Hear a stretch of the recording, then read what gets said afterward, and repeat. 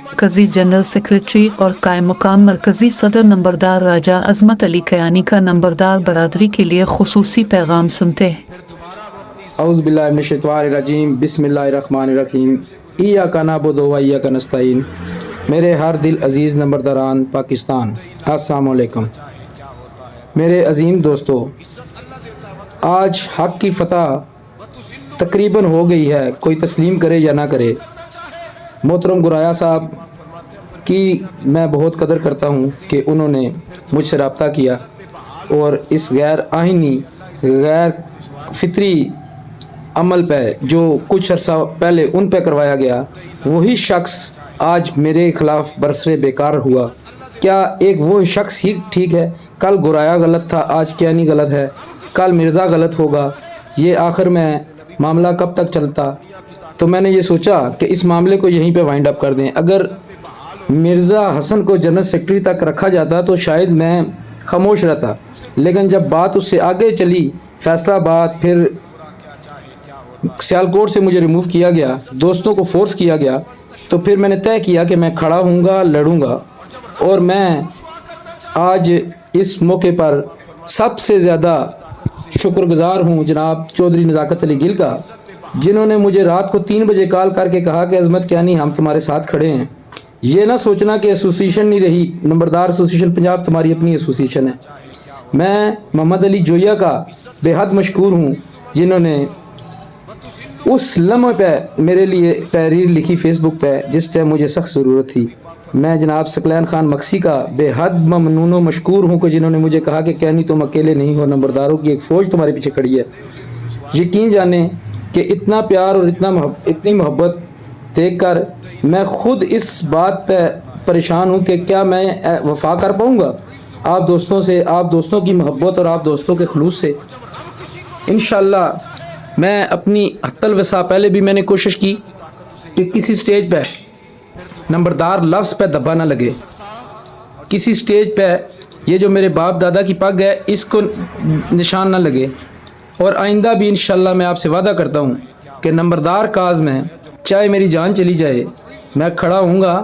अगर कोई भी गलत मामला होगा, चाहे वो मेरा इत्तेहादी हो या मेरा बहुत अच्छा दोस्त हो, मैं उसके ख़िलाफ़ ज़रूर खड़ा हूँगा, क्योंकि मैं एक मकसद के लिए एसोसिएशन में आया था। जिस दिन सवावा में कत्ल हुआ, मेरा उस दिन बड़ा वाज़ेह पैगाम था कि मैं इस एसोसिएशन में सियासत करने या गंदी गलीज़ जख किसी तरह की वो नहीं आया। मैं भाई एक मकसद के लिए आया हूँ और मेरा मकसद बड़ा क्लियर है। मैंने जब ये देखा कि अब नंबरदारों को जलील करने का टाइम आ गया है, ये जलील करेगी हुकूमत आगे जाके हमें, तो मैंने उस टाइम वो बोला जो नंबरदारों की आवाज़ थी कि हम सुप्रीम कोर्ट जाएंगे। मैंने खर्चा करना था, मैंने जाना था, सब कुछ मैंने करना था, लेकिन लोगों को पीड़ होनी शुरू होगी। मेरे पे क्रिटिसाइज़ किया, उसके बाद यकूब को मोरा बनाया, फिर आगे चलते चलते मामला चलते चले गए। फिर कुछ दोस्त ऐसे बीच में आए, पिंडी डिवीज़न के दोस्त, जो कि मैंने हमेशा पिंडी, ये आज जो कुछ हूँ मैं इस टाइम, मुझे सारे अगर अप्रिशिएट कर रहे हैं, मेरे साथ खड़े हैं, तो वो किस वजह से खड़े हैं? क्योंकि मैं पिंडी डिवीज़न का हिस्सा था, मैं पिंडी डिवीज़न के लिए लड़ा, मैं पिंडी डिवीज़न के लिए आखिरी हद तक लड़ा। महर तनवीर अजीम इंसान है, मैं उनकी बड़ी कदर करता हूँ और बहुत सारी अभी वाली चीज़ों पे मुझे उनसे इख्तलाफ है। और उन्होंने ये बात भी कही कि भाई मैं वाकई कुछ चीज़ें ऐसी हुई, वो इस बात पे हल्फन ये कह दे कि मैं किसी जगह गलत खेला, मैंने किसी जगह नुकसान पहुंचाया इस काज को, मैंने पिंडी डिवीज़न को नुकसान पहुंचाया। भाई पिंडी डिवीज़न की पग को तो मैंने बड़ा किया, मेरे पूरे टेन्योर का जायज़ा लगा ले, करोड़ों रुपए की जो है ना पब्लिसिटी की गई।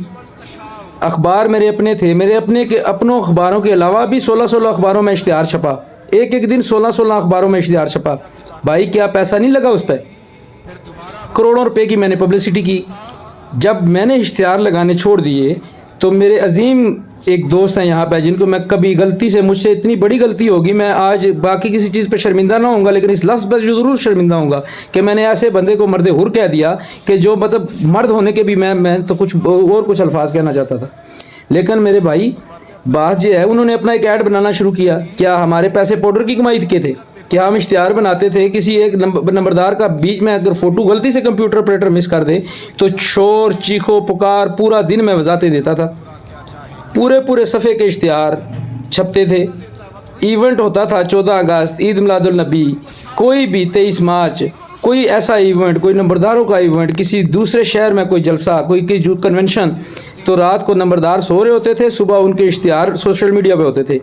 वो कौन करता था? वो अजमत कियानी करता था। ठीक है, उस टाइम वो बहुत अच्छा था। ये मोहतरम चौधरी यकूब गुजर साहब जो है, ये रात को 3 बजे तक मैं ज़बरदस्ती फ़ोन बंद करता था कि भाई जान छोड़ो मेरी, सोने दो। तो वो टाइम भी था। एक वो टाइम आया कि जब इन मौसूफ़ ने मुझसे पूछना पालना छोड़ दिया। मेरा इख्तलाफ क्या था कि हर दूसरे दिन एक नोटिफिकेशन करते हो, हर दूसरे दिन एक नोटिफिकेशन करते हो, ऐसे लोगों को साथ लेके चल रहे हो जो कलमा पढ़ते हैं, बाद में उसकी गलत बयानी करते हैं। मैं नाम नहीं लेना चाहता एक भाई का कि कलमा पढ़ के मुकर गए 3 घंटे बाद। तो बात यह है मेरे दोस्तों, पिंडी डिवीज़न तो कल भी मेरी शान थी, आज भी मेरी शान है। इस सारे गैर आइनी इक़दाम, इस बगावत के बाद जो मैंने इक़दाम किया, सबसे पहला मेरा जो ऑडियो पैगाम आया वो यही था कि पिंडी डिवीज़न के दोस्त अपनी जगह पे कायम हैं। उसके बाद पिंडी डिवीज़न के दोस्तों ने हटधर्मी क्यों की? वजह वो इसलिए कि उनमें कुछ गंदे लोग भी मौजूद थे जिनके नाम भी मैं लूँगा अभी।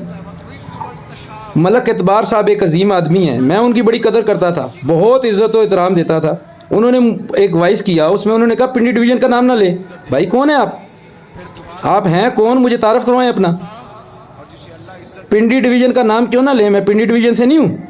उन्होंने मेरे भाई से ज़बरदस्ती फोर्स कर से मैसेज करवाया कि जो महाजर समझते भाई, जब वो मुझे कह रहा है कि पिंडी डिवीज़न का नाम ले लो तो मैं तो महाजर हो गया। महाजर सेंटर तो मैं ढूंढ रहा हूँ कि कहाँ पे है। मैं रजिस्ट्रेशन तो करवाऊँगा वहाँ महाजरों में, क्योंकि मलक इतबार ने फतवा जो दिया हुआ है। मलक इतबार, एक बात आज मेरी सुन लो कि तुम मुझे झंड से नहीं रिमूव कर सकते थे, इसलिए कि झंड में मेरी एक साख थी। उन्होंने तुम लोगों को उस पर लिखा था। तुम क्या बात करोगे जिसने झंड में सिर्फ मुझे रिमूव ना करने के लिए वहाँ दूसरा ग्रुप खड़ा कर दिया? मैं वो इंसान हूँ कि शहजाद गुजर ने मुझे कॉल की कि सजाद चचकाना ने गिलगित में फ़ोन किया है, तो मैंने सजाद चचकाना को एडमिन से हटा दिया था। ये वो छोटा है भाई मेरे, मैंने तुम्हें अपने ग्रुप से रिमूव नहीं किया। क्यों नहीं किया? क्योंकि मेरे और तुम्हारे में जो फ़र्क है वो ख़त्म हो जाना था। अगर तुम लोग सच्चे होते तो मुझे ग्रुपों से रिमूव ना करते, मेरी सुनते, मुझे ओहदे से हटा देते, मेरी बात सुनते। लेकिन तुम लोगों ने मेरी आवाज़ को घोटने की कोशिश की, बंद करने की कोशिश की। क्यों? पिंडी डिवीज़न के दोस्तों, मैं आप सबसे हाथ जोड़ के इल्तमास करता हूँ कि ये आपका घर है और यही आपकी पग है। आप अपने घर में वापस आएँ। ये मलक खालद को और मलक एतबार को, दोनों को मैं ओहदे से हटा रहा हूँ। और ये इंशाल्लाह ताहयात आइंदा किसी एसोसिएशन में नहीं होंगे, क्योंकि ये दोनों गद्दार निकले।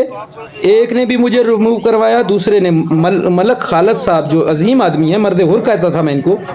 इन्होंने क्या किया कि इन्होंने बजाय कि सदर होने का किरदार अदा करते डिवीज़न में, और इनको पता था कि चौधरी यकूब गलत है, मेरे सामने इन्होंने एडमिट किया। मिर्ज़ा हसन वहाँ मौजूद था। फिर इन्होंने उस गैर आइनी इकदाम का साथ दिया, और साथ ही नहीं दिया, खाली मुझे रिमूव करवाने में पूरा प्रेशराइज किया नंबरदारों को।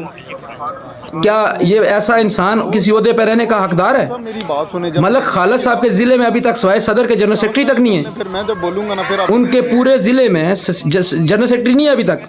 पिंडी ज़िले के ऊपर वो खेल रहे हैं। मरी कहाँ पे आता है? पिंडी ज़िले में। कल्लर सईदा पिंडी ज़िले में, खबर लगाएं, गुजर खान पिंडी ज़िले में, कोटली सतियाँ पिंडी ज़िले में, कोहटा पिंडी ज़िले में। भाई हमारी जूतियाँ हमारे सर पे मार रहे हो आप। नहीं कर रहे हैं यार। अपना ज़िला आप मुझे बताओ। फतेह जंग आपका खाली, पिंडी गेप आपका। पिंडी गेप में रोला पड़ा हुआ, 20 नंबरदार मुझे कॉल कर चुके हैं, आप ज्यादती कर रहे हो। अटक में फसाद है आपका। आप किस चीज़ की सियासत कर रहे हो? मैं आज तक खामोश रहा, आपके आगे नहीं बोला। मिर्ज़ा मुझे रोकता रहा, मैं रुक जाता रहा, क्योंकि वो मेरा भाई है। लेकिन ये इकदाम करके आपने इंतहाई, पहले आपने लोगों को फॉर्म फिल करने से रोका। वो एसोसिएशन के अंदर एक बगावत थी, मैंने आपको बगावत पे एक शोकाज किया, आपने उसका जवाब नहीं दिया। दोबारा आप बगावत का हिस्सा बने। आपको मैं एसोसिएशन से निकाल रहा हूँ और ये वादा करता हूँ कि अंदर आप किसी एसोसिएशन का हिस्सा नहीं होंगे, और मलक एतबार दोनों को। इसके बाद मैं पिंडी डिवीज़न के दोस्तों को एक दफ़ा फिर हाथ जोड़ के अपील करता हूँ कि भाई अपने घर वापस आ जाओ, ठीक है। बाकी ये कोई बंदा अपने दिल में ना लाए कि मेरे पास बॉडी नहीं है। बॉडी बिल्कुल तैयार खड़ी है, बॉडी बिल्कुल तैयार खड़ी है, लेकिन मैं आप दोस्तों का आखिरी हद तक इंतज़ार करूँगा, ठीक है। इसलिए कि मैं आप लोगों के लिए लड़ा था कल, चौधरी अरशद साहब आपके लिए लड़ा था, अदा हकानी आपके लिए लड़ा था, चौधरी शमशेर आपके लिए लड़ा था, शेख आरफ आपके लिए लड़ा था। ये आपकी लड़ाई थी, मैं आपकी लड़ाई लड़ा था। आप लोग आओ आज मेरे साथ खड़े हो। वो जंग तो मैं जीत के आ गया जो ये कहते थे कि क्या नहीं अकेला है। मेरा एक ग्रुप था, इनके उन्होंने मुझे 18 ग्रुपों से रिमूव किया। ठीक है, मेरे एक ग्रुप की आवाज़ पूरे पंजाब के नंबरदारों ने सुनी। मैं पंजाब के तमाम नंबरदारों का बेहद मशकूर हूँ और इंशाल्लाह बहुत जल्द मैं मेजर रिटायर्ड अब्दुर्रहमान राना के पास अगले 2 से 3 दिन में जा रहा हूँ और मेरे ख्याल में इत्तेहाद की आखिरी लड़ी रह गई है जो हमारे इस गुलदस्ते में होनी चाहिए। गिल साहब मौजूद है, गुराया साहब भी हमारे साथ मौजूद है। मेजर साहब के आने के बाद ये लड़ी पूरी हो जाएगी और इंशाल्लाह मैं चाहता हूँ कि इस्लामाबाद कन्वेंशन में हम चारों जो है एक स्टेज पे इकट्ठे बैठे और इंशाल्लाह मेरे रब ने चाहा तो ऐसा होगा।